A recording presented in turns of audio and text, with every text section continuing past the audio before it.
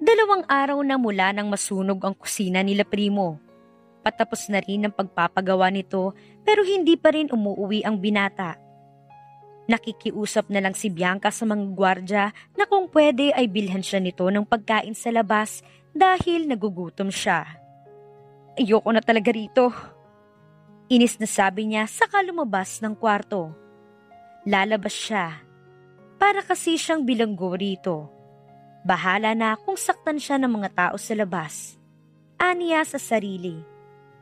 Ma'am Bianca, wika ni Diego nang bumaba siya ng hagdan. Aalis na ako, Diego. Madiing sabi niya. At saan ka pupunta? Tanong ni Primo nakakalabas lang ng kusina. Kahit saan. Sagot niya at iniwas ang tingin. Halika rito. Wika ni Primo at hinila si Bianca patungo sa kusina. Electric na yan, kaya hindi mo na kailangan ng gasol. After 2 hours na, automatic na mag-off yan. Ang dali na niyang gamitin. Alam kong galit ka sa akin dahil nasunog kong kusina. Pero, hindi ko naman sinasadya. Ang totoo niyan, hindi pa ako nagamit ng gasol kaya hindi ko alam kung paano umapoy. Nahihiyang pag-amin niya. Ito yung power. Dito mo siya pipindutin kapag on and off. Tapos, i-control mo na lang kapag magluluto ka. Siguro, nasa 5 to 7 ang gamitin mo. Mas madali yan. Pag may short circuit, automatic na mag-off ang main switch. Pagtuturo ni Primo. Galit ka pa ba sa akin? Sinunog mo lang naman ang kusina ng rest house namin. Tingin mo, kailangan pa ba kitang pasalamatan? Sabi ni Primo na kailangan pa niyong makipag-deal sa reporters para lang hindi lumabas sa balita. I will pay you. Ani ni Bianca. How? Tanong ni Primo na lumapit sa dalaga kaya napaatras si Bianca. Basta, kapag may pera na ako. Kusa na lang kasing lumalabas sa bibig niya ang salitang yun. Mahal akong maningil, Bianca.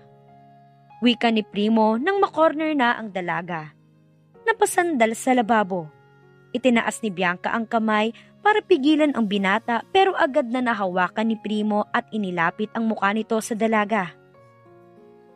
Can you afford? Ang bilis ng pagtibok ng puso ni Bianca lalo na't naaamoy na niya ang mabangong hininga ng binata. Boss! Tawag ni Diego na biglang natigilan sa ayos ng dalawa. Ang dilim naman dito sa kusina. Wala akong makita. Biglang saad ni Diego at lumabas. Agad naman na tinulak ni Bianca si Primo at napalunok ng makaramdam ng pagkauhaw. Gusto kong mamili ng damit. Pag-iiba ni Bianca. Magbihis ka. Sagot ni Primo. Huh? Saan tayo pupunta? Shopping. Tipid na sagot ni Primo. Talaga? Biglang lumiwanag ang mga mata ni Bianca. Sa yaman ni Primo, malamang shopping all you can ang gagawin niya. Magpalit ka na bago pa magbagong isip ko. Yes, thank you. Masiglang sabi ni Bianca at agad na tumalima patungo sa kwarto para magpalit ng damit. Ordinaryong babae lang naman siya na walang ibang gustong gawin ay ang mag-shopping. Ngayong may mayaman siyang benefactor, susulitin na niyang bilhin ang lahat ng gusto niya. Bumaba ka na, sabi ni Primo nang pumarada sila sa isang tabi. Bababa na? Nalilito na tanong ni Bianca nang makita ang ilang kargador na may dalang ice. Sa unahan din nila ay may truck na nag-a-unload ng mga saging. Di ba gusto mo mag-shopping? Dito? Palengke naman to eh. Don't tell me dito mo. Dami kong option dito kaya baba na. No, ayoko. Nakangusong tanggi ni Bianca. Dalhin mo ako sa Gucci or LV, but not here. Bababa ko, hindi na kita bibilhan. Sabi mo, dalhin mo ako sa Divisoria. This Divisoria? Wika ni Primo kaya natigilan si Bianca. You tricked me. Bulalas ng dalaga. Ang akala niya ay street ito ng mga branded clothes. How? Bababa ka o iiwan kita? Kainis ka. Napilitan siyang bumaba dahil wala na talaga siyang damit pa. Nakakasawa na ang paulit-ulit na 3 pirasong damit araw-araw. Boss, gala lang ako. Chat niyo ako kapag pabalik na kayo ha. Titingin lang ako ng mga damit ng mga bata.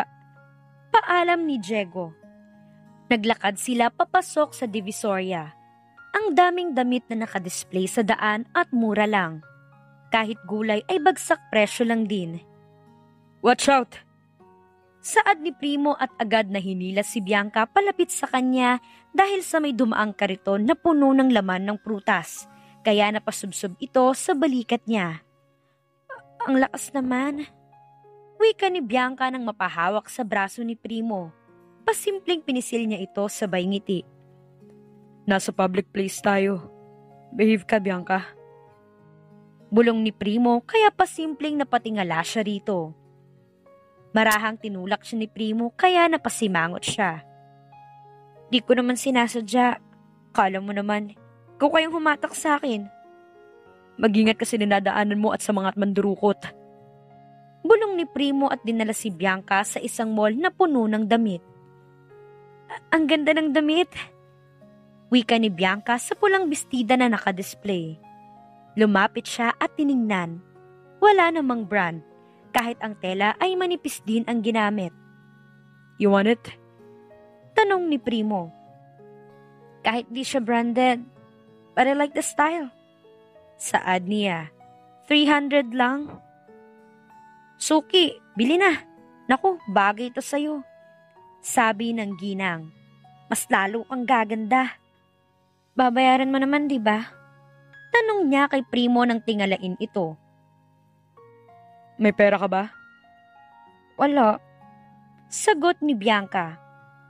Sige ho, kunin namin. Sabi ng binata. Ate, sino hong gumawa? Tanong pa ni Bianca. Pansin niya na ang gaganda ng styling nila. Ay patahian kami pero ang nag-design ay anak ko. Sagot ng ginang. Ayan siya. Sabay turo sa dalagang kararating lang. Trina, halika. Hello. Bati nito. Ikaw ang design ng mga to? Tanong ni Bianca. Yes po, ma'am. Ang ganda.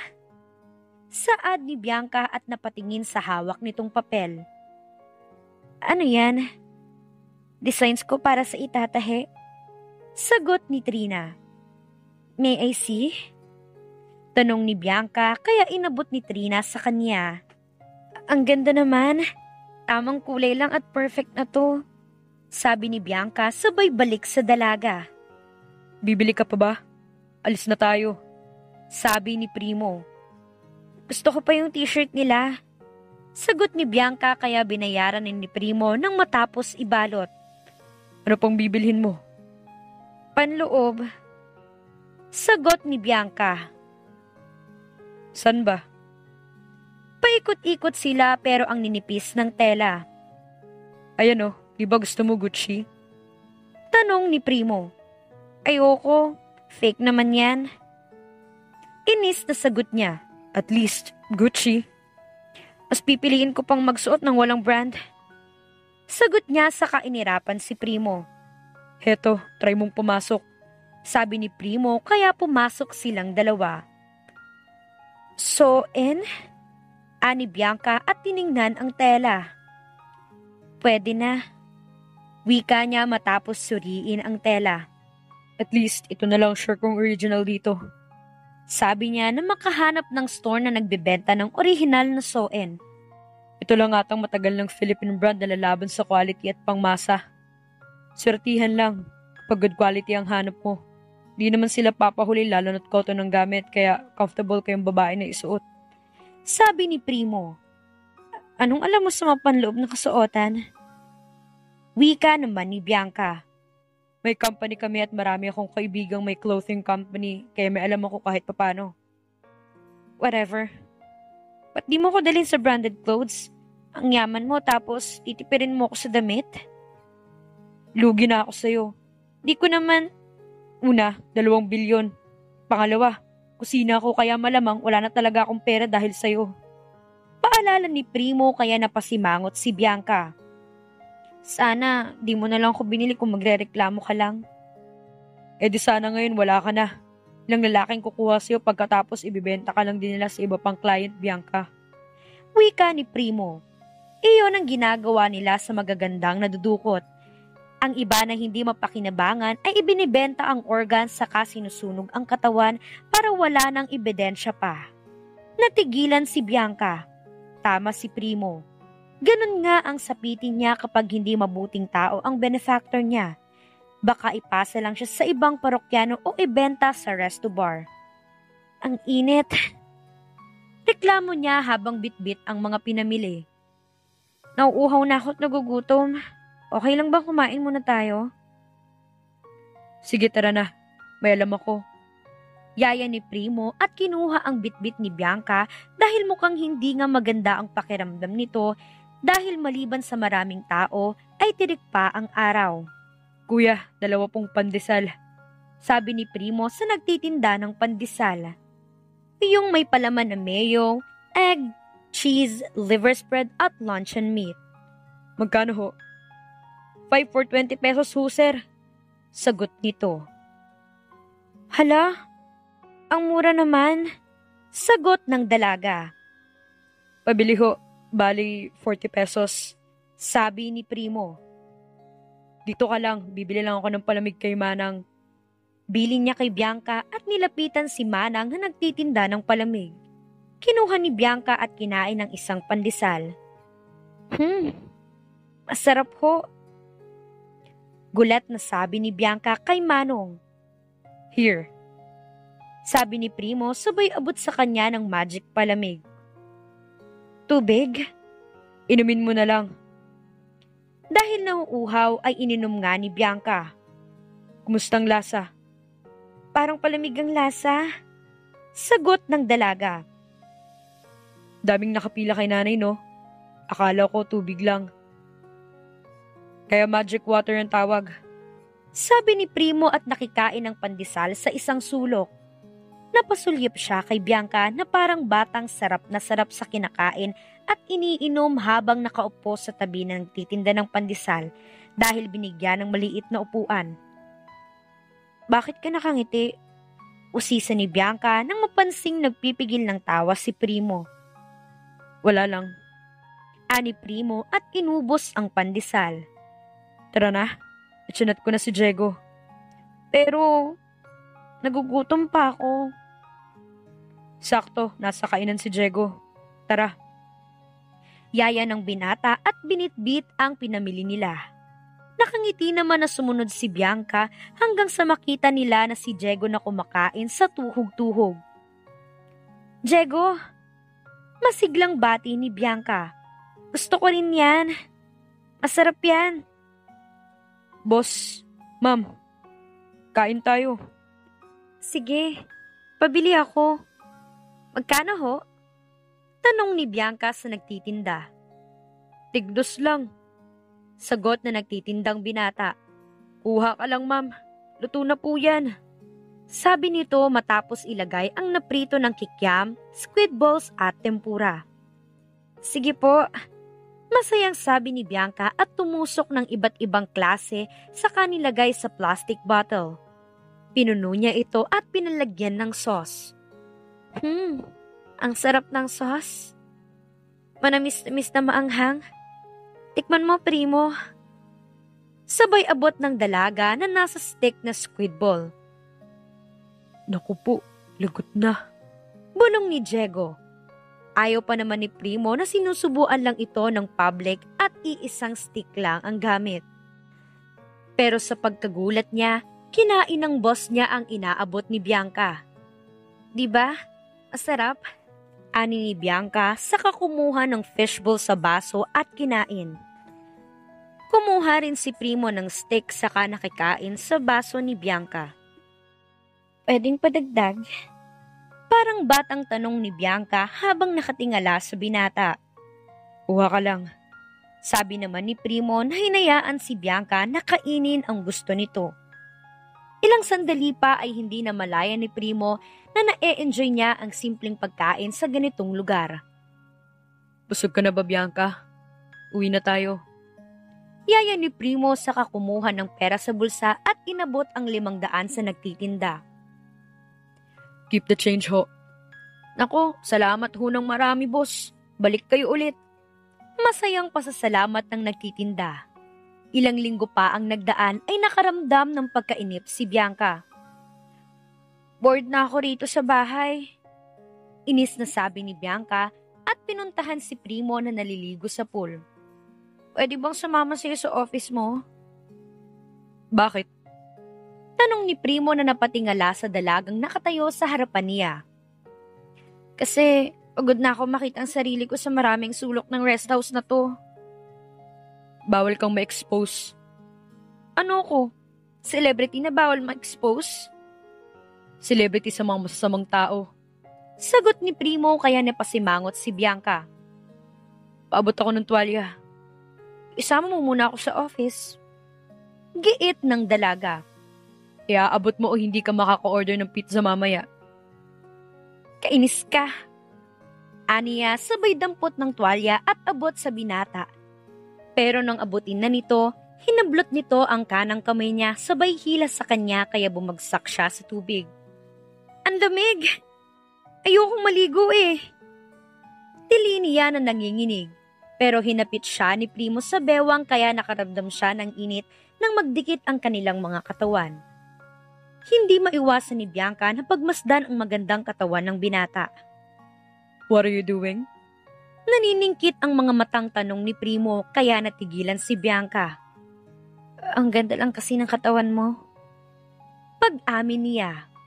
Pero ang sama pa rin ang ugali mo. What are you...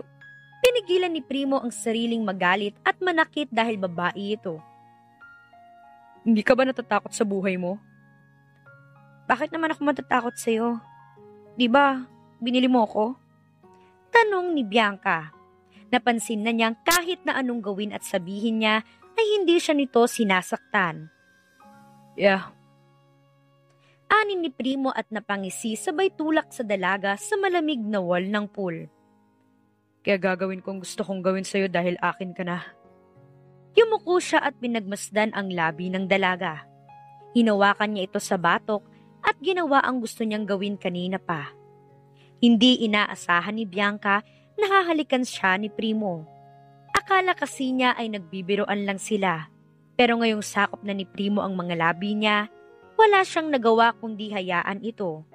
Hindi rin niya maitatanggi sa sarili na nagustuhan niya ang halik na iyon. Naramdaman naman ni Primo ang pagpulupot ng mga kamay ni Bianca sa kanyang liig. Dapat warning kiss lang ang gagawin niya pero hindi niya inaasahang tumugon ng dalaga. May kakaibang damdamin na bang nadarama ang dalaga para kay Primo? At dito na po nagtatapos ang kabanata ng ating kwento. Please like, share, subscribe for more updates. Maraming salamat po.